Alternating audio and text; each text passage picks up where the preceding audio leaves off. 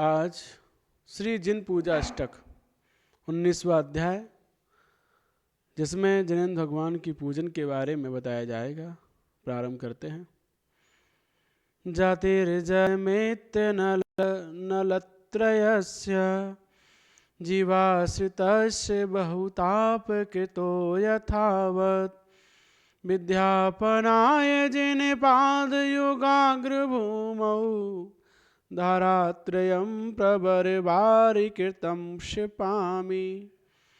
जीवों के आश्रित अर्थात जीवों में होने वाली तथा अत्यंत संताप को देने वाली ऐसी जन्म जरा मरण, ये 3 प्रकार की अग्नि हैं।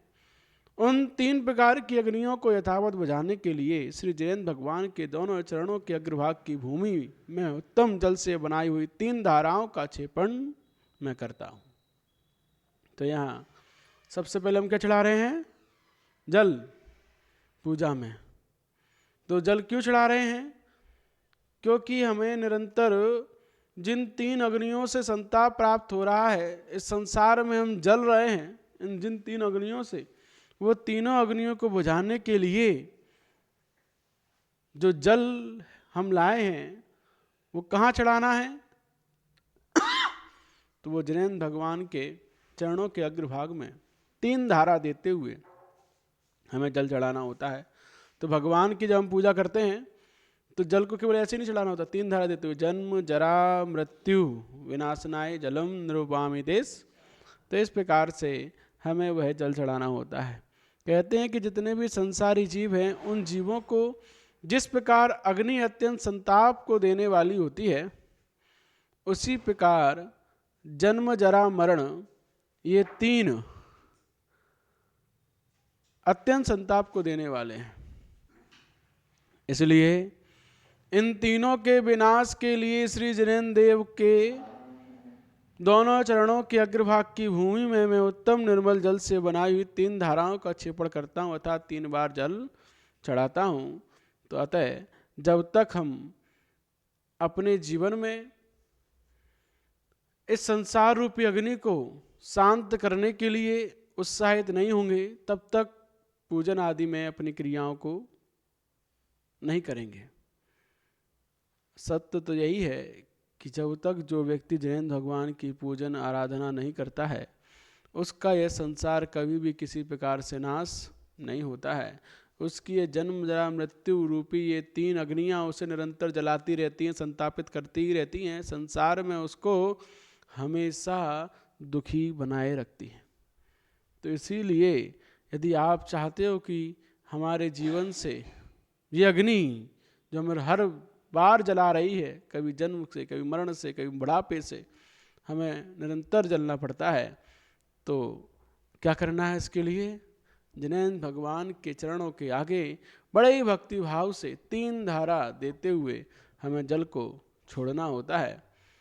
तो जब हम इस प्रकार से जिनेंद्र भगवान की पूजन करते हैं, तब हमारे जीवन की जो अग्नि है वो इस जल से अवश्य शांत होती है, ऐसा आचार्यों का कहना है। इसीलिए हमें निरंतर बड़े ही भक्ति भाव के साथ जिनेंद्र भगवान की पूजन में जन्म जरा मृत्यु ये तीनों अग्नि हमारी शांत हो जाएं, इसलिए 3 धारा छोड़ते हुए जल चढ़ाना चाहिए। क्योंकि जिनेंद्र भगवान के दोनों चरण ही उसमें सहारे हैं कि वह जल भी इतना तीव्र प्रचंड हो जाता है कि वह जन्म जरा मृत्यु जैसी अग्नि को भी शांत कर देता है, उसको बुझा देता है। तो इसमें प्रभाव किसका है? जल का नहीं, जिनेंद्र भगवान के चरणों का है कि हमने उनके चरणों के समक्ष वो 3 धारा छोड़ी हैं। इसीलिए उनके प्रसाद से वह जल इतना प्रचंड हो जाता है, इतना शीतल हो जाता है कि वह प्रचंड अग्नि को भी शांत कर देता है। ये बात समझते हुए हम भगवान के चरणों में 3 बार जल को चढ़ाते हैं। आगे कहते हैं चंदन के लिए, यद्वत् वचो जिन पतेर भवतापहारी नाहं सुशीतल मपीह भवामि तद्वत् कर्पूरे चंदनमितीव मयार्पितं सत्त्वत्पाद पंकज समाशयनं करोति। जिस प्रकार भगवान के वचन समस्त संसार के संताप को हरण करने वाले हैं, उसी प्रकार अत्यंत शीतल चंदन भी संसार के संताप को हरण करने वाला नहीं है ना। ये समझना चाहिए। जिस प्रकार से भगवान के वचन संसार के संताप को हरण करने वाले हैं, उसी प्रकार अत्यंत शीतल भी जो चंदन है वो संताप को नहीं हरण कर सकता। संसार का जो ताप है उसको नाश नहीं कर सकता। इसलिए ऐसा समझकर मेरे द्वारा चढ़ाया हुआ कपूर मिला चंदन हे भगवान आपके चरण कमलों को आश्रय करता है। तो यहाँ ये भावना भाई जा रही है, यद्यपि संसार में चंदन भी अत्यंत शीतल पदार्थ है, किंतु चंदन अपने को आपके वचनों के समान अत्यंत शीतल नहीं समझता। चंदन कह रहा है कि मैं इतना शीतल नहीं हूं जितने शीतल भगवान के वचन हैं। क्योंकि जो शीतलता चंदन से प्राप्त नहीं होती, वो शीतलता जिनेन्द्र भगवान की वाणी से, उनके वचनों से समस्त जीवों को प्राप्त होती है। प्रत्येक जीव जो दुखी है, संतापित है, परेशान है, जब उसे संबोधन मिलता है, जब उसे जिनेन्द्र भगवान के वचन सुनने को मिलते हैं, जब उसे किसी प्रकार का कोई मोटिवेशन मिलता है, सामने वाला व्यक्ति समझाता है, तब उसके दुख अवश्य कम होते हैं। वह व्यक्ति शांति को प्राप्त होता है, समता भावों को प्राप्त होता है। तो चंदन लगाने पर भले ही वो समता को प्राप्त हो ना हो, लेकिन जिनेन्द्र भगवान के उत्कृष्ट वचनों का संबोधन मिलने पर, संबल मिलने पर उसके जीवन में अवश्य शांति आती है, समता आती है। और यही वचन हमारे जीवन में जब यदि हम धारण कर लेते हैं, उतार लेते हैं, तो हमारा यह संसार का जो ताप है वो भी समाप्त हो जाता है। हम जहाँ भी बैठे हो वहाँ पर आनंदित होते हैं। जो उन्होंने जिनेन्द्र भगवान के वचनों को धर्म धारण कर लिया है, वो व्यक्ति जंगल में ही क्यों ना बैठा हो, वहाँ भी आनंद में है। और जिसके चित्त में जिनेन्द्र भगवान के वचन नहीं है, ऐसा व्यक्ति महलों में भी क्यों ना रहता हो, वहाँ भी दुखी होता है। क्योंकि उसके जीवन में जरा सा भी संतोष, जरा से भी तत्व, वस्तु तत्व का ज्ञान कुछ भी नहीं होता। जिसके पास तत्व ज्ञान नहीं है, वस्तु व्यवस्था का ज्ञान नहीं है, वो व्यक्ति हर जगह दुखी है। इसीलिए जिनेन्द्र भगवान के वचन ही संताप को दूर करने में अत्यंत शीतल हैं। ऐसा चंदन कहता है कि मैं भी इतना शीतल नहीं हूँ जितने भगवान के वचन हैं। क्योंकि आपके वचन तो संसार संबंधी समस्त संतापों को दूर करने वाले हैं, किंतु चंदन ऐसा नहीं है। इसलिए भगवान मेरे द्वारा आपके चरण कमलों में चढ़ाया हुआ यह कपूर मिश्रित चंदन आपके चरण कमलों का आश्रय करता है। अर्थात आपके चरण कमलों में जो हमने कपूर से मिला हुआ चंदन चढ़ाया है, यह हमारे जीवन में आपके समान शांति की उपलब्धि कराए। इसीलिए हम आपके चरण कमलों में ये चंदन चढ़ा रहे हैं। क्योंकि भले ही चंदन शीतल है, लेकिन आपके वचनों की जैसा शीतल नहीं है। फिर भी हम आपके चरण कमलों का आश्रय करके इस चंदन को चढ़ाते हैं, तो आपके संपर्क में आने से ये चंदन भी शीतल हो जाता है और आपके चरण कमलों का आश्रय करके ये हमारे संताप को नाश करने वाला हो जाता है। तो इस प्रकार यह चंदन अपने आप को हीन मान रहा है। यहाँ पर वो कह रहा है कि मैं नहीं हूँ भगवान के वचनों के समान अत्यंत शीतल, मैं नहीं हूँ जितने शीतल भगवान के वचन होते हैं। यही बात तो उसमें आई थी जो हम प्रथम देव वाली पूजन करते हैं, देवसास गुरु की। तो उसमें जो आए थे, जे त्यज गोधर मझार प्राणी तपत अति दुर्धर खरे तिन अहित सुवचन जिनके परम शीतलता भर। तो जो तीनों जगत के मजार प्राणी हैं, संसार के प्राणी हैं, यह अति दुख के कारण तप्तायमान होते हैं, लेकिन तिन अहित सुवचन जिनके, उनके अहित को हरने वाले ऐसे सुवचन जिनके परम शीतल शीतलता करें, परम शीतलता देने वाले जिनके वचन हैं, तो ऐसे वचनों के समान मैं वह शीतल चंदन को आपके चरणों का आश्रय करके यहाँ पर चढ़ाता हूँ, क्योंकि आपके वचन मुझे जीवन में जो शीतलता देते हैं वो शीतलता चंदन नहीं दे सकता। फिर भी आपके चरणों का आश्रय करके मैं उसको इसी भावना चढ़ा रहा हूँ कि मेरे जीवन में भी वह शीतलता प्राप्त हो जाए जो आपने प्राप्त की है। इस भावना से यहाँ हमने चंदन चढ़ाया। अब इसके आगे हम क्या चढ़ाएंगे? अब इसके आगे हम अक्षत चढ़ाते हैं, है ना? चंदन समझ लिया। अब अक्षत। राजत सौ सुचित राक्षत पुंज राजिर दत्ताधिकृत जिन मक्षत मक्ष धूर्तहि वीरस्य नेतर जनस्य तु वीर पट्टो बद्धाशिरस्य तितरां श्रियमातनोति। यहाँ कह रहे हैं इंद्रिय रूपी धूर्त उससे नहीं नष्ट किए गए ऐसे जो जिनेंद्र भगवान हैं उनको आश्रय कर दी गई अत्यंत निर्मल अक्षतों की पुंजों की पंक्ति है वह अत्यंत शोभित होती है। सो ठीक ही है, क्योंकि जो मनुष्य अत्यंत सूरवीर हैं उनके मस्तक पर बना हुआ ही वीरपट्ट शोभा को प्राप्त होता है। डरपोक के मस्तक पर बंधा हुआ शोभा को प्राप्त नहीं होता है। तो यहाँ पर कहा जा रहा है इंद्रिय रूपी धूर्त हमारे अंतरंग में, ये इंद्रिय रूपी धूर्त हमें नष्ट करने वाले हैं। इंद्रियों के विषय हमारा इस संसार में निरंतर हानि करने वाले हैं, हमारा पतन करने वाले हैं। लेकिन वो जिनेंद्र भगवान इंद्रिय रूपी विषयों से, जिन विषयों क्या कहा है? धूर्त कहा है, बड़े ही निकृष्ट कहा है इन्हें।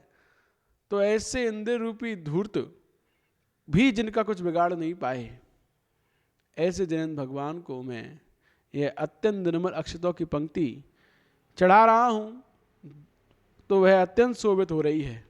क्यों हो रही है? क्योंकि ठीक ही है, क्योंकि अत्यंत सूरवीर मनुष्य के ऊपर बना हुआ वीरपट्ट ही शोभा को प्राप्त होता है, डरपोक के ऊपर नहीं। ऐसे ही आपके ऊपर जिन्होंने इंद्रियों को जीत लिया है, इंद्रियों को जीत कर जो जितेंद्रिय हो गए हैं, अक्षय पद को प्राप्त कर लिया है, ऐसे उन जितेंद्रियों के समक्ष ही, अक्षय पद के धारियों के समक्ष ही ये अक्षत चढ़ाने पर भी अक्षत अत्यंत शोभा को प्राप्त हो रहे हैं, क्योंकि यह उन्हीं के समक्ष शोभा को प्राप्त होते हैं जिन्होंने श्रेष्ठ उन धूर्तों को भी नष्ट कर दिया है, जो धूर्त आज तक हमें संसार में भटका रहे हैं। कौन से धूर्त? इंद्रिय विषय रूपी धूर्त। यहाँ कह रहे हैं जो मनुष्य सूरवीर है उसके सिर पर बना हुआ वीरपट्ट जिस प्रकार शोभा को प्राप्त होता है, उस प्रकार डरपोक के सिर पर बंधा हुआ वीरपट्ट शोभा को प्राप्त नहीं होता। उसी प्रकार जो मनुष्य इंद्रिय रूपी धूर्तों से अक्षत है, अर्थात जो इंद्रियों के वश में नहीं है, उन्हीं मनुष्यों के आश्रय से दी हुई यह निर्मल अक्षतों के पुंजों की श्रेणी सुशोभित होती है।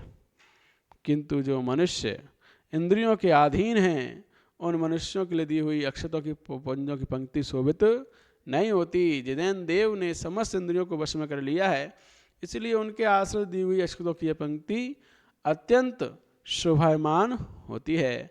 इस प्रकार यहाँ पर ये अक्षत चढ़ाए जा रहे हैं जिनेंद्र भगवान के समक्ष। अक्षत का अर्थ यहाँ पर क्या लिया? इंद्रियों के वश में नहीं होना, मतलब छत को प्राप्त नहीं होना। छत माने नष्ट होना। किससे?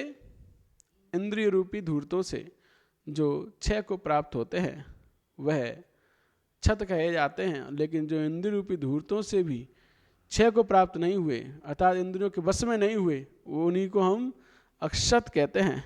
तो ऐसे परम उत्कृष्ट जिनेंद्र भगवान के समक्ष यह निर्मल अक्षतों की धूर्त उन्हें कहते हैं निकृष्ट लोग, नीच लोग, जो कवि मानते ही नहीं है, ढीठ होते, कितना भी समझाओ फिर भी नहीं समझते, वह धूर्त कहलाते हैं। कभी नहीं सुनते किसी की। ऐसे ये इंद्रिय विषय हैं, ये कभी किसी की नहीं सुनते, ये अपने विषयों की ही चाह रखते हैं, अपने विषयों की पूर्ति के लिए हमेशा मांग करते हैं। इनको हम कितना भी ज्ञान दे दें, कितना भी स्वाध्याय कर लें, लेकिन ये इंद्रियां समझने को तैयार नहीं होती हैं, इन्हें धूर्त कहते हैं। तो ऐसे ये इंद्रिय रूपी धूर्त हैं जो बड़े ही मुश्किल से बस में होती हैं। इनको भी जिन्होंने बस में कर लिया है, ऐसे वह परम उत्कृष्ट जिनेन्द्र देव के समक्ष ही ये अक्षतों की पंक्ति शोभित होती है। और इन अक्षतों के पुंज को हम 3 बार चढ़ाते हैं, सम्यक दर्शन, सम्यक ज्ञान, सम्यक चारित्र। 3 रत्नत्रय पाने के लिए, क्योंकि रत्नत्रय के बल पर ही, रत्नत्रय के सहायक होने पर ही हम उस अक्षय पद को प्राप्त कर सकते हैं। इसीलिए बिना रत्नत्रयधारी कभी भी अक्षय पद को पाता नहीं है। अतः हम रत्नत्रय की भावना से 3 पुंज चढ़ाते हुए इन अक्षतों की पुंजों को भगवान के समक्ष चढ़ाते हैं, जिससे हमारे जीवन में वह अक्षय पद आए, रत्नत्रय आए और हम भी अपना भगवान के समान कल्याण कर पाएं। तो अतः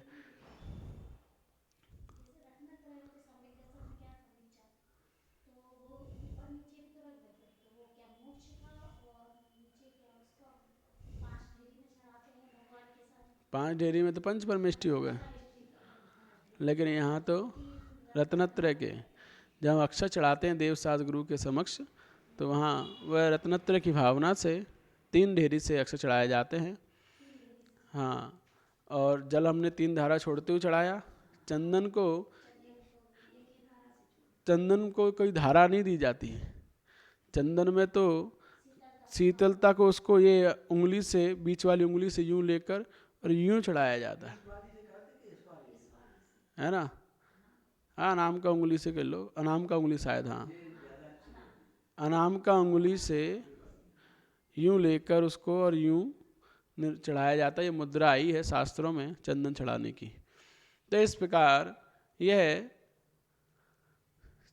चंदन अक्षत चढ़ाने के पश्चात अब हम पुष्प चढ़ाते हैं। साक्षाद पुष्प सर एस जिनस्तदेनम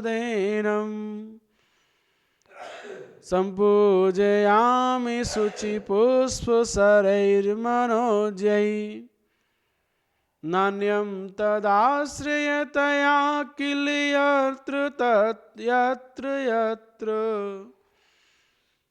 तत्र रम्यमधिकां कुरुते च लक्ष्मी। ये जिनेन्द्र भगवान साक्षात अपुष्पसर हैं, अर्थात मदन से रहित हैं। भगवान कैसे हैं? अपुष्पसर, मदन माने काम से रहित है। इसीलिए मैं इन जिनेन्द्र भगवान का अत्यंत मनोहर ऐसे फूलों के हारों से पूजन करता हूँ, किंतु भगवान से जो अन्य हैं वे मदन से रहित नहीं, सहित ही हैं। इसीलिए फूलों के हारों से उसकी पूजा नहीं करता, क्योंकि जो चीज़ जहाँ पर होती है वह वहाँ पर मनोहर समझी जाती है, वह वहाँ पर अत्यंत शोभा को प्राप्त होती है। जो जहाँ पर मनोहर वस्तु नहीं होती वह वहाँ पर अत्यंत लक्ष्मी को ही धारण कर सकती है। यहाँ कहा जा रहा है, यह नियम है कि जो चीज़ जहाँ पर नहीं होती वही वहाँ पर मनोहर समझी जाती है। जिस चीज़ का जहाँ अभाव हो वो चीज़ वहाँ पहुँच जाए तो वो सबको अच्छी लगती है। जैसे जहाँ आम नहीं आते वहाँ कोई आम लेकर पहुँच जाए तो सबको अच्छे लगते हैं आम, और जब जहाँ आम बहुत सारे आते हो वहाँ कोई आम लेकर आ जाए तो कोई उसकी वैल्यू नहीं, कोई कीमत नहीं है। तो ऐसे ही जो चीज़ जहाँ पर नहीं होती वो चीज़ वहाँ पर मनोहर समझी जाती है, वहीं पर शोभा को प्राप्त होती है। किंतु जो जहाँ पर होती है वहाँ पर वो मनोहर नहीं समझी जाती, वहाँ शोभा प्राप्त नहीं होती। तो श्री जिनेन्द्र से भिन्न जितने भी देव हैं उनके पास पुष्प सर है, अर्थात वे सब कैसे हैं? मदन सहित हैं, काम सहित हैं। इसीलिए उनकी पुष्पों की मालाओं से मैं पूजा नहीं करता, क्योंकि उनके चरणों में चढ़ाई हुई फूलों की माला न मनोहरी समझी जा सकती है और न वहाँ पर शोभा को प्राप्त होती है। किंतु जो पुष्प सर अर्थात मदन रहित हैं, ऐसे श्री जिनेंद्र भगवान के चरण कमलों में चढ़ाई फूलों की माला मनोहर होती है, शोभा को भी प्राप्त होती है। इसीलिए श्री जिनेंद्र देव का ही मैं फूलों की माला से पूजा करता हूँ और किसी की नहीं। तो यहाँ पर आचार्य पद्मनंदी स्वामी कह रहे हैं फूलों की माला से पूजा आप लोग करते हो? फूलों की माला से पूजा?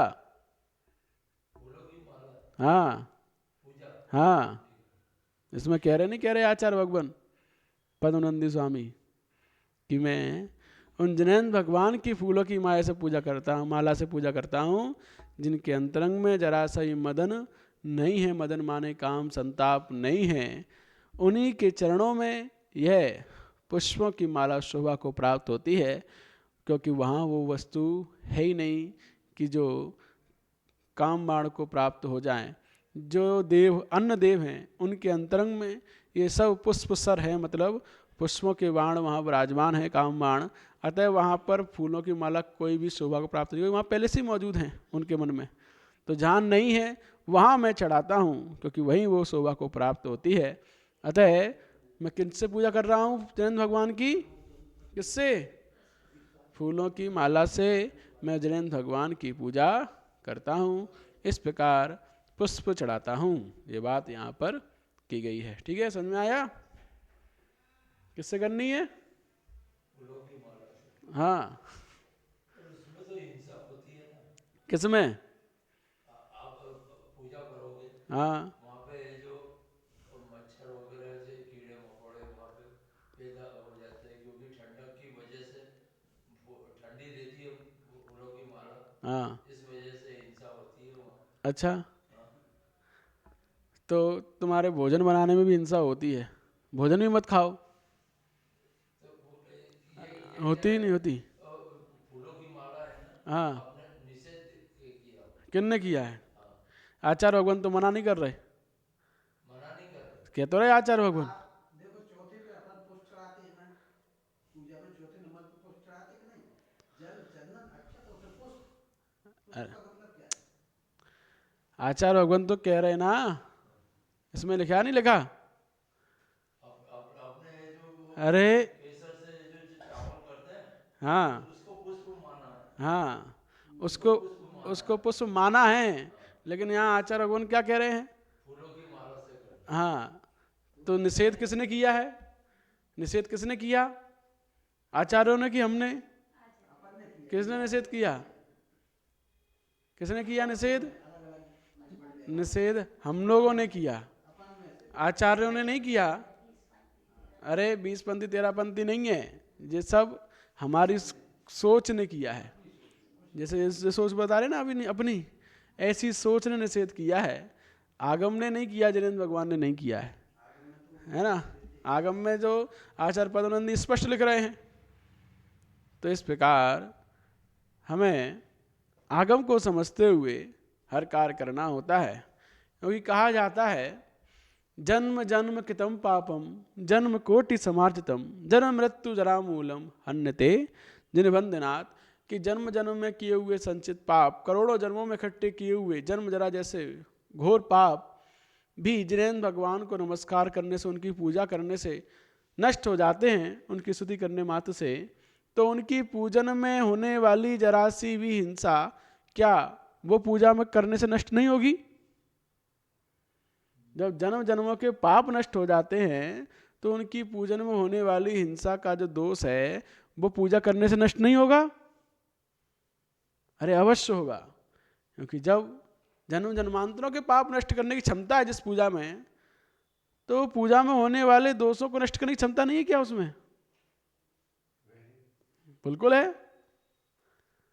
तो इस प्रकार हमें अपने जीवन में निरंतर जिनेंद्र भगवान की पूजन श्रेष्ठ श्रेष्ठ द्रव्यों से करनी चाहिए, उत्तम उत्तम द्रव्यों से, क्योंकि उत्तम द्रव्य ही उत्तम भक्ति को प्रदान कराने वाले हैं।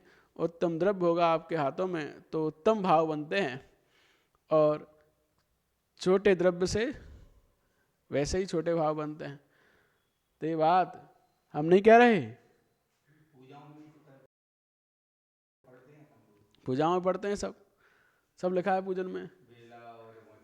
हाँ, चंपा चमेली केवड़ा नाना सुगंध ले लिए, भवके विजेता आपको पूजस सुमन अर्पण किए, पढ़ते तो हैं। तो इस प्रकार हम पढ़ते तो वही हैं और चढ़ाते पीले पुष्प हैं। तो ये भी आगम में कहा गया है, स्थापना निक्षेप, वो भी ठीक है। जहाँ पर जो वस्तु नहीं है वहाँ पर अन्य किसी वस्तु में उसकी स्थापना करके उसे चढ़ाना भी ठीक है। जैसे यहाँ पर भगवान विराजमान नहीं है, साक्षात अरिहंत देव नहीं है, लेकिन फिर भी प्रतिमा में उनकी स्थापना करके प्रतिष्ठा करके हम उनका यहाँ पर समोसण लगाते हैं और उनको उसी अवस्था में पूजते हैं जिस अवस्था में समोसण में अरिहंत भगवान को पूजा जाता है। वैसे ही हम यहाँ पूज रहे हैं स्थापना निक्षेप से। ऐसे ही जब हमारे पास पुष्प नहीं है असली के रियल, तो हमने उन चावलों को सुगंधित करके पीले करके उनमें पुष्पों की स्थापना की, तो हम उनको पुष्प मानकर चढ़ा रहे हैं, तो इसमें भी कोई दोष नहीं है। कहा जाता है कि जैसे फूल तोड़ते हैं तो दोष माना जाता है। तो हम क्या कह रहे हैं, वैसे तो पानी गर्म करोगे तो उसमें भी दोष है, तो फिर करते नहीं करते, करते नहीं करते, फिर पानी में तो और ज़्यादा दोष है, क्योंकि पानी की एक बूंद में 36,450 जीव बताए हैं। एक बूंद में, वो वैज्ञानिकों ने, आगम ने तो असंख्यात 10 जीव बताए हैं एक बूंद में। तो कितने सारे जीवों का हाथ होता है पानी गर्म करने में, तो क्या हम अभिषेक करना छोड़ते हैं? बताओ, तो क्या हम द्रव धोना छोड़ते हैं? तो छानने के बाद भी तुम उसकी बिलछानी कहाँ करते हो, कहाँ फेंकते हो? वहीं उसी स्थान पर जहाँ से जल रहा है। फिर क्या होता है उनका? हिंसा ही होती है। गर्म करोगे जल को, जल का एक जीव की हिंसा होगी नहीं होगी? तो इस प्रकार नहाने वाने की वो तो अलग ही चीज़ हो गई, लेकिन हम बता रहे हैं कि यदि आप इस प्रकार से हर चीज़ में देखोगे तो ना अभिषेक कर पाओगे ना ही द्रव धो पाओगे। तो अपने यहाँ पर आचार्य भगवान ने यही कहा है, सावध लेसो बहु पुण्य रासो। जहाँ पर लेस मात्र में, मात्रा में थोड़ी बहुत हिंसा होती हो और बहुत पुण्य की राशि की उपलब्धि होती हो, वहाँ पर हिंसा नहीं देखी जाती, वो नगण्य होती है। जहाँ पर आपको 10 रुपये का नुकसान हो रहा हो और 1000 रुपये का फायदा हो रहा हो, तो 10 रुपये का नुकसान कोई वैल्यू नहीं रखता है। तो ऐसे ही पूजन के जल को गर्म करने में, जल को छानने में, पुष्पों को लाने में जो थोड़ी बहुत हिंसा होती है वह नगण्य है, लेकिन भगवान की भक्ति की आराधना में जो फल की प्राप्ति होती है वह महान होती है, उत्कृष्ट होती है। इसीलिए उसके समक्ष ये हिंसा भी नगण्य हो जाती है। ये बात समझनी चाहिए, है ना? तो तभी है, सभी है। तो हमारे देखो, दीप जलाओगे तो दीप में भी अग्नि का दीप जलते हैं, तो दीप जलाते नहीं जलाते? दीप जलाते हैं। ऐसे ही तो दीप भी में भी एक इंद्रिय है, अग्नि का एक, फूल भी काय का एक इंद्रिय, फूल तो एक इंद्रिय है ही नहीं, पेड़ है एक इंद्रिय, पेड़ है एक इंद्रिय। यदि फूल को हम एक इंद्रिय कहेंगे तो एक पेड़ में 100 फूल लगे तो पेड़ कितने इंद्रिय हो गया? 100 इंद्रिय। क्या कोई होता है 5 इंद्रिय से ज्यादा कोई जीव? कोई नहीं होता है। यदि एक फूल एक इंद्रिय कहेंगे तो पेड़ 100 इंद्रिय का हो जाएगा, यदि 100 फूलों का पेड़ है तो ऐसा नहीं होता है। ये सब हमारे मन की भ्रांतियां हैं।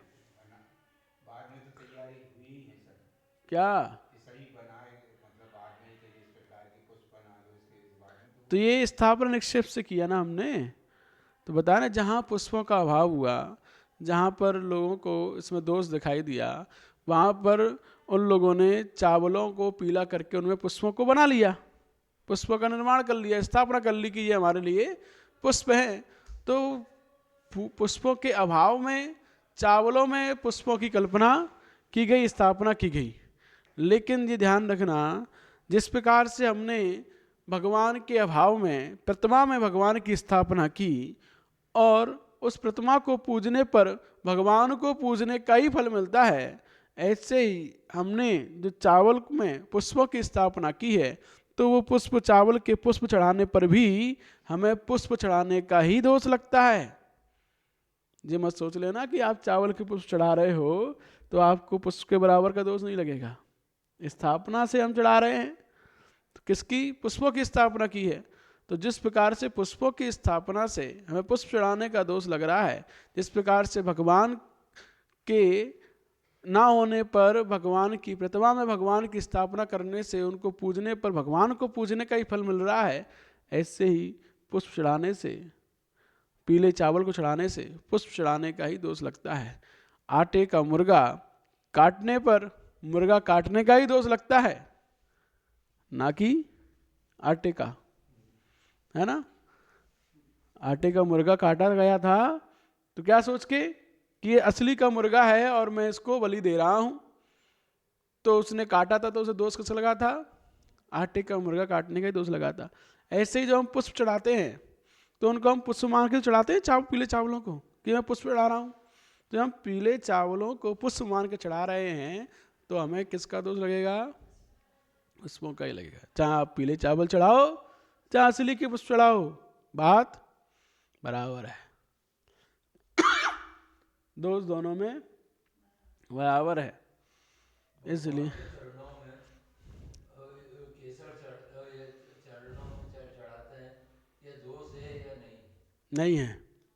यहाँ तो अभी आया ना, भगवान के चरणों के आश्रय से वो चंदन भी अत्यंत शीतलता को प्राप्त हो जाता है। जिस प्रकार आपके वचन शीतल हैं, उस प्रकार से वह चंदन भी अत्यंत शीतल हो जाता है।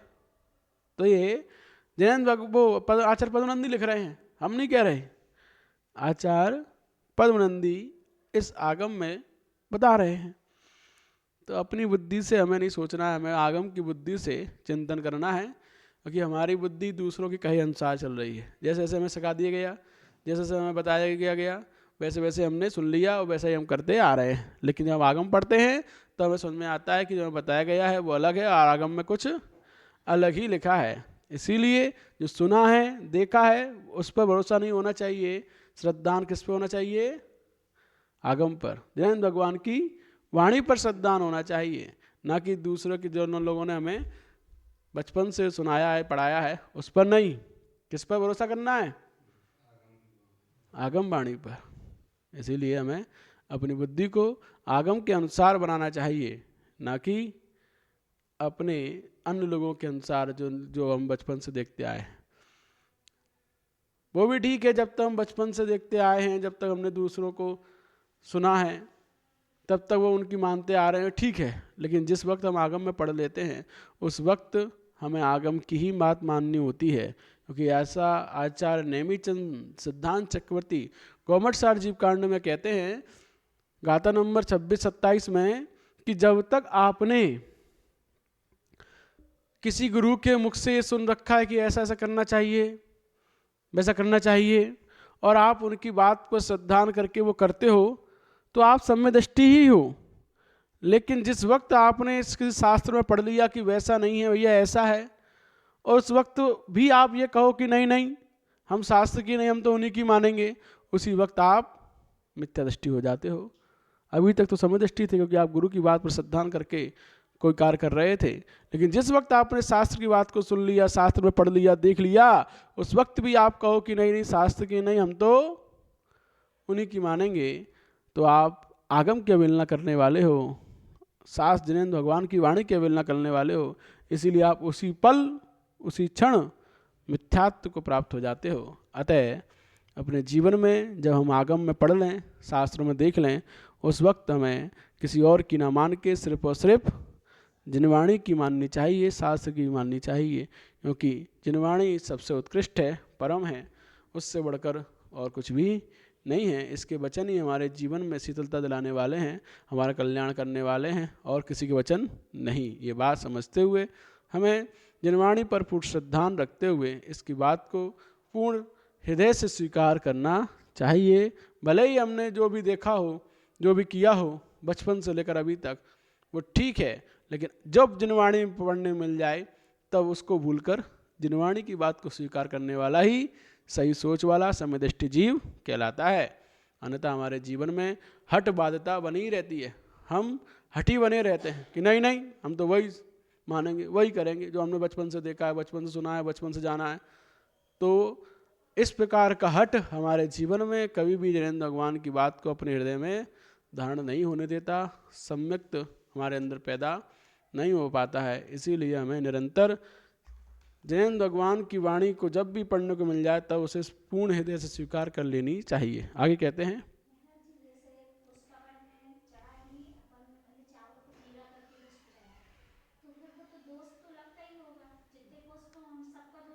हाँ बिल्कुल,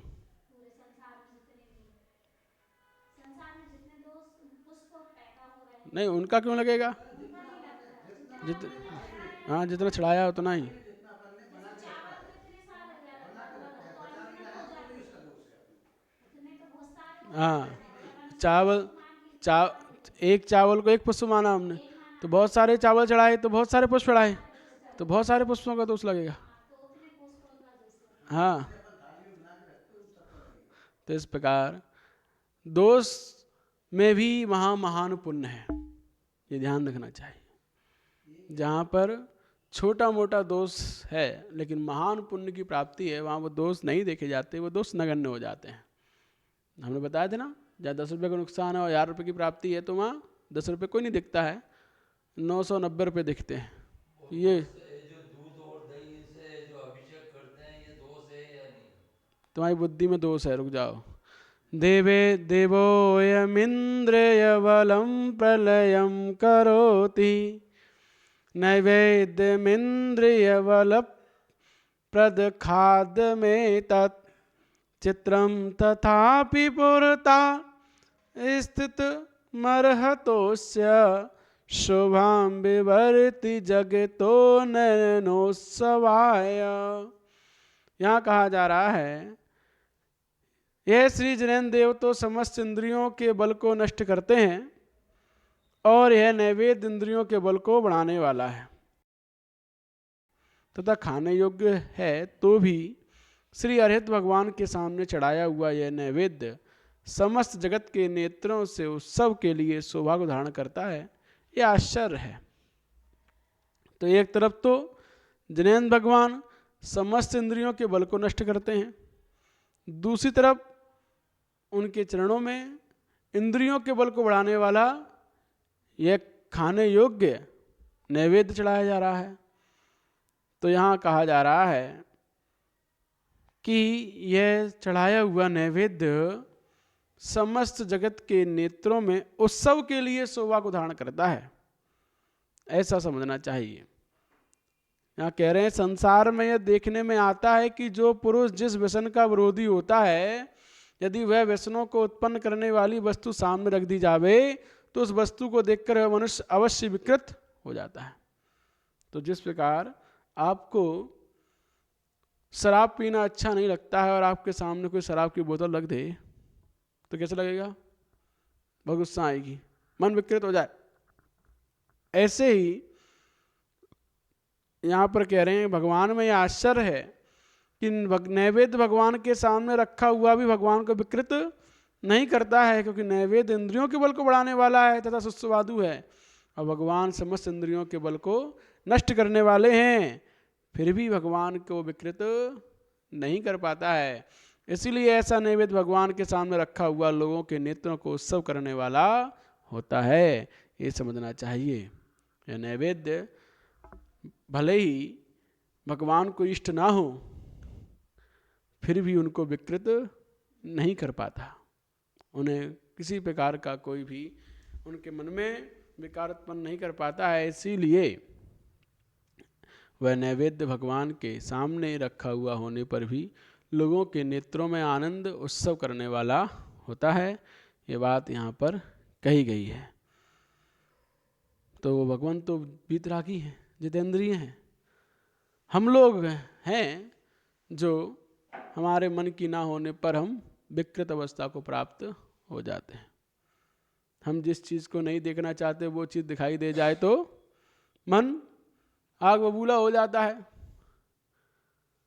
एक बार किसी मंदिर में, जो 20पंथी मंदिर था, उसमें किसी ने सूखे गोले चढ़ा दिए, तो उसको देखकर वो आग बबूला हो गए, भैया ये यहाँ नहीं चढ़ते, यहाँ क्यों चढ़ा दिए। और एक 13पंथी मंदिर में किसी ने हरे फल चढ़ा दिए, भैया यहाँ नहीं चढ़ते, यहाँ क्यों चढ़ा दिए। अब भगवान को चाहे सूखे चढ़ाओ चाहे हरे चढ़ाओ, उन्हें कोई फर्क नहीं पड़ रहा। सब फर्क नहीं पड़ रहा है, हमें पड़ रहा है। फर्क किसे पड़ रहा है? जबकि पूजा किसकी हो रही है? भगवान की। फर्क किसे पड़ रहा है? हमें।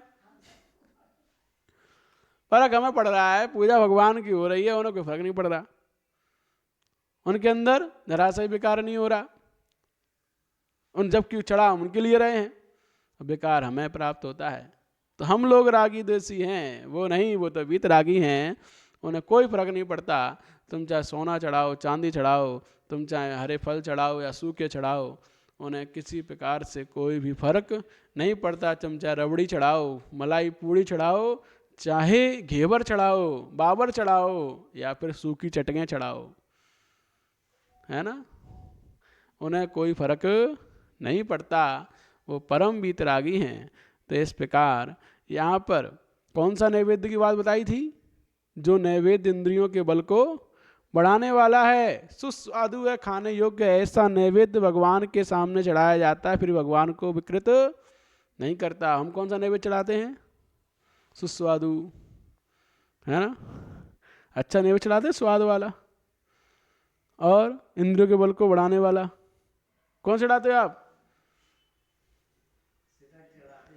जिसको खाने से, अरे जिसको खाने से आपके अंदर बहुत ताकत आ जाती है, ऐसे नैवेद्य को हम चढ़ाते हैं ना। हैं? अरे तो जब तक हम उत्तम वस्तु को नहीं चढ़ाते तब तक उत्तम फल की प्राप्ति भी नहीं होती है। तो यहाँ पर जो बात आचार्य भगवान कह रहे हैं कि ऐसा नैवेद्य जो इंद्रियों को बल देने वाला हो, सुस्वादु हो, ऐसे नैवेद्य को मैं आपके चरणों में चढ़ाता हूँ। लेकिन आप तो अपने इंद्रियों के बल को नष्ट करने वाले हैं, फिर भी विकृत भाव को प्राप्त नहीं होते हैं। और वो नैवेद्य देखकर समस्त जीव उत्सव को प्राप्त होते हैं। ऐसा नैवेद्य आपके सामने रखा हुआ नैवेद्य समस्त लोगों के नेत्रों को उत्सव करने वाला होता है, आनंद देने वाला होता है। ये चटके आनंद देती है तुम्हें।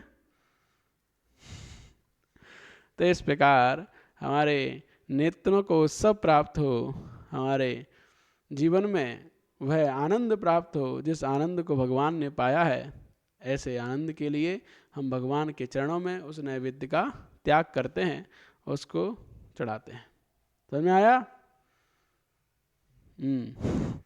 आगे दीपक को हम चढ़ाते हैं यहाँ पर। आरार्तिकं तरलवन् हि शिखं विभाति स्वक्षेजिनस्य वपुषि प्रतिबिम्बितं सत् ध्यानानलो मृगयमान इवावशिष्टं दुग्धुं परिभ्रमति कर्मचयं प्रचंडा। चंचल है अग्नि की शिखा जिसमें, ऐसी तथा श्री जिनेन्द्र भगवान के स्वच्छ शरीर में प्रतिबिंबित हुई आरती ऐसी मालूम होती है मानो प्रचंड ध्यान रूपी अग्नि बचे हुए कर्मों को भस्म करने के लिए जहाँ तहाँ ढूंढती हुई भ्रमण करती है।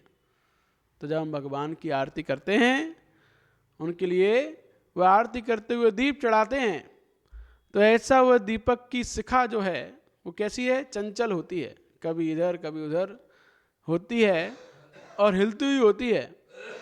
तो ऐसी लगती है कि जिनेन्द्र भगवान के स्वच्छ शरीर में वह प्रचंड ध्यान रूपी अग्नि बचे हुए कर्मों को भस्म करने के लिए जहाँ तहाँ ढूंढ रही हो कि कहाँ कहाँ कर्म बचे हैं उनको भी जलाकर राख कर दूं, क्योंकि अभी अरहंत अवस्था में 4 आघातीय कर्म शेष हैं।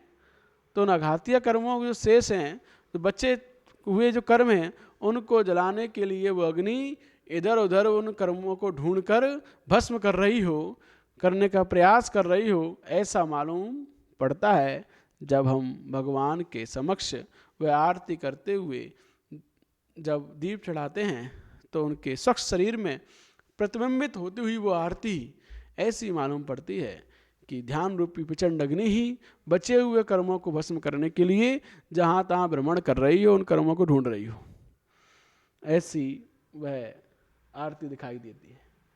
तो इतना सुंदर चिंतन हम कर ही नहीं पाते भगवान की पूजा करते वक्त कि हम यह आपको दीप चढ़ा रहे हैं तो ऐसा लग रहा है कि आपके शरीर में, स्वच्छ शरीर में यह दीपक की शिखा कर्मों को ढूंढती हुई या कर्मों को भस्म कर रही हो।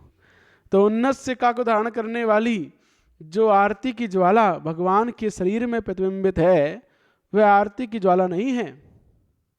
तो जब हम आरती करते हैं तो उनके शरीर में जो ज्वाला दिखाई दे रही है, प्रतिबिंबित हो रही है, वो आरती की ज्वाला नहीं है, किंतु किसकी है? वो तो आपके भगवान ध्यान रूपी अग्नि की ज्वाला है। और वह बचे हुए समस्त आघातीय कर्मों को नाश करने के लिए ढूंढती फिरती है कि कहाँ कहाँ कर्म बैठे उन सबको मैं जला दूं, ऐसा मालूम होती है। इस भाव से मैं दीपक चढ़ा रहा हूँ। ठीक है, तो ऐसे भाव से दीपक चढ़ाना चाहिए। आगे कहते हैं, लेकिन हम बुझा हुआ दीपक जलाते हैं, बुझा हुआ दीपक चढ़ाते हैं तो उसकी शिखा भगवान के ऊपर जाती ही नहीं है। चटके पीली कर ली, उन्हीं को चढ़ा दिया। हमारे पास इतना भी पैसा नहीं है कि हम घी ले आएँ शुद्ध, इतना भी पैसा नहीं है कपूर शुद्ध ले आएँ, वो भी नहीं है हमारे पास। तो वो चटकों को पीला कर ली, वही चढ़ा देते हैं। बहुत गरीब आदमी हम लोग भगवान के सामने। तो हम एक शुद्ध घी का दीपक लाने में, कपूर लाने में भी हमारा लोड पड़ता है, भैया पैसा खर्च होता है, इसीलिए उन्हीं को पीला कर लो तो उससे काम चल जाता है। ऐसा तो अगर ऐसा रहेगा तो कैसे हम ये भाव बना पाएंगे, है ना, कि उन्नत शिखा को धारण करने वाली आरती की ज्वाला आपके शरीर में ऐसी लग रही है जैसे कि वह ध्यान रूपी अग्नि अघातीय कर्मों को, जो बचे हुए कर्म है, उनको ढूंढ ढूंढ कर जला रही हो। कैसे भाव कर पाएंगे? नहीं कर पाएंगे, क्योंकि वो चीज़ हमारे पास है ही नहीं, तो भाव कैसे होंगे? तो इसीलिए हमें सही चीज़ चढ़ाकर ही सही भावों की प्राप्ति होती है, ये बात समझनी चाहिए। आगे इसके आगे अब क्या चढ़ाना है? धूप। अब धूप कैसी होती है देखो, उसमें क्या लिखा है, कस्तूरिकारसमयीरिव पत्रवल्ली कुर्वन्मुखेषु चलनैरिव दिग्वधूनां हर्षादिव प्रभुजिनाश्रयनेन मातः प्रेखत वपुर न तटि पश्यत धूप धूम्रम।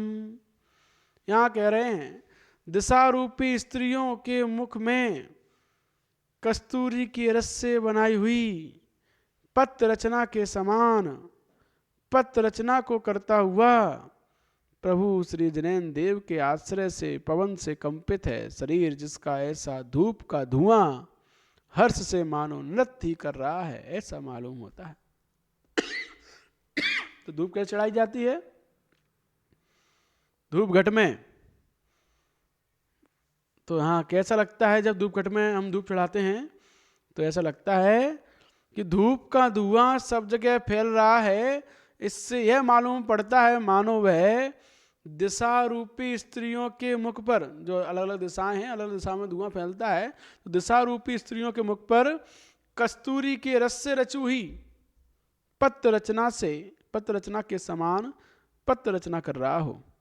अर्थात महिलाएं अपने मुख पर वो लगाती ना कस्तूरी के रस, कस्तूरी माने सुगंधित केसर, सुगंधित चंदन का लेप करती हैं महिलाएं। तो वहाँ ये हाँ, तो वही बात यहाँ पे चल रही है कि वह सुगंधित धुआं जो उड़ रहा है वो ऐसा लग रहा है इन दिशा रूपी स्त्रियों के मुख पर कस्तूरी माने सुगंधित। तो कस्तूरी कहाँ होती है? ये हिरण की नाभि में होती है। वो हिरण ढूंढता फिरता है कहाँ है, तो बहुत सुगंधित होती है, उससे सुगंध आती रहती है। तो ऐसी सुगंधित वस्तु के समान वह धूप होती है। तो जो धूप का धुआं उड़ता हुआ ऐसा लग रहा है कि दिशा रूपी स्त्रियों के मुख पर कस्तूरी की रस से रची हुई कोई पत्र रचना के समान पत्र रचना ही कर रहा हो, क्योंकि इस कस्तूरी के रस का रंग तथा धुआं का रंग एक सा ही होता है। कस्तूरी के रस का रंग और धुआं के रस का रंग एक सा ही होता है तथा निकलते समय पवन से जो कंपित होता है, जब धुआं निकल रहा है जो हवा से कंपित होता है, इधर उधर मालूम उड़ता है, तो ऐसा ही मालूम पड़ता है कि मानो जनेन देव के आश्रय से वो हर्ष से नृत्य कर रहा हो धुआं भी, कि जनेन देव के समक्ष पहुंचने पर। तो इस प्रकार वह धूप हम चढ़ा रहे हैं भगवान के समक्ष इन समस्त भावों को बनाते हुए। पहले के समय में हर जगह यह धूप इसी प्रकार चढ़ाई जाती थी। आज से ज़्यादा पुराने मत जाओ, 10 साल पहले चले जाओ, 10 साल पहले 20 साल पहले हर मंदिर में धूप को इसी प्रकार चढ़ाया जाता था, धूप घट में धूप खेते हुए। लेकिन हम लोग आप प्रमादी हो गए हैं। तो प्रमादी होने से कौन उनको धूप घट को तैयार करे, कौन उनका शोधन करे, कौन सुंदर स्वच्छ धूप बनाए। लौंग तोड़ो और उसे चढ़ा दो, बस हो गई धूप। प्रमादियों ने रास्ते बहुत सारे निकाल लिए हैं, है ना। अरे भैया, हिंसा तुम्हारे खाना खाने में भी होती, मत खाओ। हिंसा तुम्हारे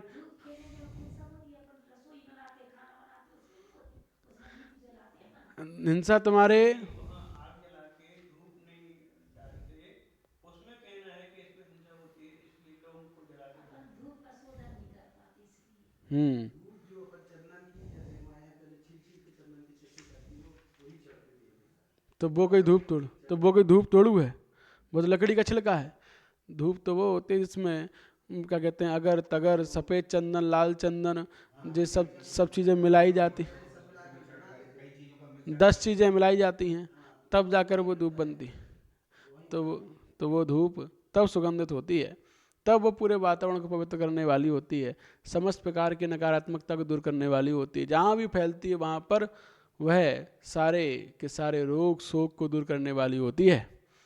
ऐसी ये धूप भगवान के समोसण में जब कोई जाते ना तो वहाँ धूप घट रखे रहते हैं और उन धूप घट से वहाँ की पूरा वातावरण सुगंधित होता है। पढ़ो उसको, भगवान के समोसण का वर्णन कैसा होता है। तो वहाँ एक जगह नहीं, कईयों जगह धूप घट रखे रहते हैं जहाँ पर उत्तम प्रकार से वह धूप सब जगह फैल रही होती है। तो वहाँ वो अब उन कहो देवलोग हिंसा कर रहे हैं, अरे हिंसा नहीं कर रहे, वो तो वहाँ के वातावरण को पवित्र कर रहे हैं, सारी नकारात्मकता को दूर कर रहे हैं। ये बात समझनी चाहिए। आगे कहते हैं फल को हम चढ़ाते हैं यहाँ पर। उच्चै फलाय परमामृत संग काय नाना फलैर्जिन पतिम पर पूजयामि तद्भक्तिरेव सकलानि फलानि दत्ते मोहेन तत्तदपि याचत एव लोका। सबसे ऊंचे तथा उत्तम अमृत है संज्ञा जिसकी, ऐसे उस फल के लिए अर्थात मोक्ष फल के लिए मैं श्री जनैन भगवान की भांति भांति के फलों से पूजा करता हूँ। यद्यपि श्री जनैन भगवान की भक्ति समस्त फलों को देने वाली है, तो भी लोक मतलब मोहों से फलों की याचना करता ही है। तो ये संसार मोह बसात फलों की याचना करता है। भले ही भगवान की भक्ति उत्तम और समस्त फलों को देने वाली है, फिर भी हम मोह वसात भगवान से मोक्ष फल की याचना करते ही हैं। अरे तुम ना करो तो भी मिलेगा, लेकिन वो तो हमारा मोह है, फिर भी हम इस मोह के वसात होकर जैन भगवान की भांति भांति के फलों से पूजा करते हैं। ये बात यहाँ पर आचार्य भगवान कह रहे हैं। यद्यपि भगवान की भक्ति में ही यह सामर्थ्य है कि जो मनुष्य भगवान की भक्ति को करता है उसको उत्तमोत्तम समस्त प्रकार के फलों की प्राप्ति होती है, तो भी मनुष्य मोह के वश होकर फलों की याचना करता है। उसी प्रकार मुझे भक्ति करने से अविनाशी सुख के भंडार मोक्ष रूपी सुख की प्राप्ति हो सकती है, तो भी मैं मोह के वश होकर मोक्ष रूप फल की प्राप्ति के लिए श्री जिनेन्द्र देव भगवान की नाना प्रकार के फलों से उनकी पूजा करता हूँ। ये बात यहाँ पर कही जा रही है कि भगवान की भक्ति में पूर्ण सामर्थ्य है कि वो हमें समस्त उत्तम फलों को दिलाए, है ना, पूर्ण उसके अंदर सक्षमता है। फिर भी हम मोह वशात होकर फलों की याचना कर रहे हैं, उनसे मोक्ष फल की याचना करते हैं। तो इसलिए हम अनेक प्रकार के नाना प्रकार के फलों को यहाँ चढ़ाते हैं। ये बात आचार्य पद्मनंदी फल चढ़ाते हुए कह रहे हैं। इस भावना के साथ हम फल चढ़ा रहे हैं। आगे पुष्पांजलि क्षेपण। पूजा विधिम विधिवदत्र विधाय देव स्तोत्रम च सम्मदर्शासित चित्तवृत्ति पुष्पांजलिं विमल केवल लोचनाय यक्षामि सर्वजन शांति कराय तस्मै। अब पूजा करने के बाद अष्टदल से पूजा हो गई, उसके बाद क्या करना है? अर्घ चढ़ाते हैं हम। इसमें अर्घ नहीं दिया, इसमें पूजा अष्टद्रव्य से करने के बाद पूजा पूर्ण हो गई, मोक्ष फल की प्राप्ति हो गई, पूजा पूर्ण हो गई। अब यहाँ पुष्पांजलि क्षेपण कर रहे हैं। यहाँ कह रहे हैं श्रेष्ठ जो हर्ष वही हुआ रस, उससे आश्रित है चित्त की वृत्ति जिसका, ऐसा मैं पूजक शास्त्रानुसार भगवान की भली भांति पूजा करके। किस प्रकार? शास्त्रानुसार भगवान की भली भांति पूजा करके तथा भली भांति स्तोत्र को पढ़ करके निर्मल केवल ज्ञान रूपी नेत्र के धारण करने वाले और समस्त जीवों को शांति के देने वाले उन श्री जिनेन्द्र भगवान के चरणों में पुष्पों की अंजलि को समर्पण करता हूँ। ये पुष्पांजलि अंजलि बनाकर पुष्पों की अंजलि को समर्पण करता हूँ। इस प्रकार पुष्पांजलि क्षेपण कर रहा है वह पूजक जिसका चित्त बड़ा ही हर्ष के रस को प्राप्त हुआ है और जिसने अपने चित्त की वृत्ति को जिनेन्द्र भगवान की भक्ति के आश्रित किया है, ऐसा वह पूजक भगवान की शास्त्रानुसार भली भांति पूजन करके इस निर्मल स्रोत को पढ़कर केवल ज्ञान रूपी नेत्र धारण करने वाले और सबको जीवों को शांति देने वाले जिनेन्द्र भगवान के चरणों पर पुष्पांजलि क्षेपण करता है। ये बात यहाँ कही जा रही है। आगे अंतिम छंद में कहते हैं श्री पद्मनंदित गणौघ न कार्यमस्ति पूजादिनायदपि ते कृतकृत्यतायाः सशेयसे तदपि तत् कुरुते जनोर्हन् कार्याकृषि फलकृते न तु भूपुरकृत्यै। श्री पद्मनंदी आचार्य द्वारा गान किया है गुणों का समूह जिसका ऐसे है अर्हन, हे वीतराग, यद्यपि आप कृतकृत्य हैं। कृतकृत्य किसे कहते हैं? कृतकृत्य किसे कहते हैं? जिन्हें अब करना कुछ भी शेष नहीं रहा, जिन्होंने सब कुछ कर लिया है, उन्हें कृतकृत्य कहते हैं। कृत्य कृत माने करने से जो कृत हो गए, रहित हो गए, उन्हें कृतकृत्य कहते हैं। अब उन्हें करने कोई भी काम शेष नहीं बचा है, केवल ज्ञान हो जाने के बाद अब कुछ करना शेष नहीं होता है, सब सहज होता है, सब अपने आप होता है। कर्म भी अपने आप नष्ट हो जाते हैं, आयु कर्म के क्षय होते ही आत्या कर्म भी क्षय होकर मोक्ष हो जाता है। तो यद्यपि आप कृतकृत्य हैं, इसलिए उस कृतकृत्य पने रूप हेतु से आपको पूजा आदि से कुछ भी कार्य नहीं है। तो आप कृतकृत्य हो गए, इसीलिए आपको कोई पूजा करे, आपको कोई सम्मान करे, इससे भी आपको कोई कार्य नहीं है। तो भी लोक मतलब संसार अपने कल्याण के लिए ही आपकी पूजा करते हैं, क्योंकि खेती अपने कल्याणों की प्राप्ति के लिए की जाती है, किंतु राजा के काम के लिए नहीं की जाती। तो भले ही खेती आदि राजा के राज्य में की जाती है, लेकिन किसके लिए? अपने लिए, अपने कल्याण के लिए की जाती है, राजा के लिए नहीं। ऐसे ही भले ही हम आपकी पूजा कर रहे हैं, फिर भी उसमें आपको कोई प्रयोजन नहीं है, उसमें प्रयोजन तो हमारा ही है, हम अपने ही कल्याण के लिए आगे पूजा करते हैं। इस प्रकार यहाँ पर यह आचार्य पद्मनंदी कह रहे हैं कि जिस प्रकार किसान लोग खेती को अपने ही कल्याण के लिए करते हैं, राजा कल्याण के लिए नहीं, उसी प्रकार समस्त गुणों के भंडार श्री जिनेन्द्र देव जो मनुष्य आपकी पूजा करते हैं वे अपने कल्याण के लिए करते हैं, आपके लिए नहीं करते हैं, क्योंकि आप समस्त कर्मों को नष्ट कर चुके हैं, इसलिए कृतकृत्य हैं। अतः आपको पूजन आदि किसी प्रकार के कोई कार्य से कोई प्रयोजन नहीं है। अतः आपकी कोई पूजा करे ना करे आपको कोई प्रभाव नहीं पड़ता, लेकिन जो करता है उसको जरूर प्रभाव पड़ता है, उसके अंदर जरूर सम्यकता आता है, उसका कल्याण अवश्य होता है। इसीलिए सबको कल्याण करने वाली आपकी ये पूजन मेरे हृदय में सदैव बनी रहे, निरंतर आपकी पूजा करता हुआ अपना कल्याण करूं, ऐसी भावना से यह पद्मनंदी आचार्य द्वारा जिन पूजा अष्टक नामक अधिकार समाप्त हुआ। अब इसके आगे करुणा अष्टक आएगा, वो अपन कल समझेंगे। अतः प्राणिक स्वाध्याय निष्ठापन क्रियायाम पूर्वाचारण क्रमेण सकल कर्मक्षयार्थम भाव पूजा वंदना स्तव समेतम श्री शुद्ध भक्ति का आश्रम कुर्वयम्।